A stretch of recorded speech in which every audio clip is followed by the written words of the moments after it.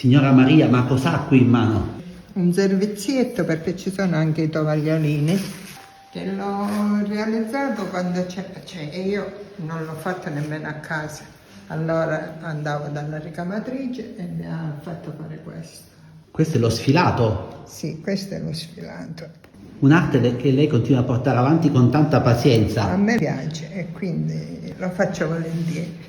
A differenza del ricamo, qui vediamo che si deve sfilare. Si taglia, si devono contare i fili. Mostriamo agli amici di Allora, Bella Sicilia come si qua lavora. il filo è sopra, io ci devo andare sopra. Faccio entrata e uscita. Dove il filo è sopra, ci devo andare sopra.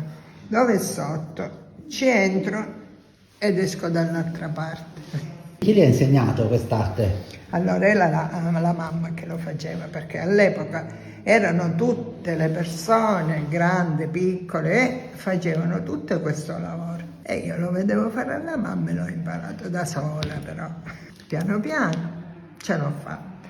Quindi io il disegno me lo realizzo copiando. La creatività delle donne chiaramontane di una volta, le loro opere sono qui esposte al Museo dello Sfilato di Chiaramonte Gulfi. Non bisogna dimenticare questa pagina del Certo, passato.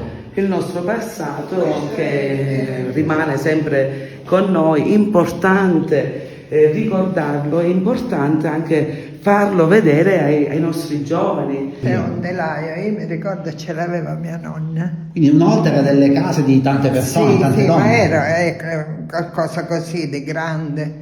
La signora ci raccontava che questo, che è Era un punto quadro 400, Però era un quadro intero. Erano due sorelle, hanno litigato e se lo sono divisi a metà, da ciascuno. E oggi le due vite sono ritornate ad essere insieme. Per in questo testimoniare video. un'arte che rischia di cadere in disuso, però veramente incanta.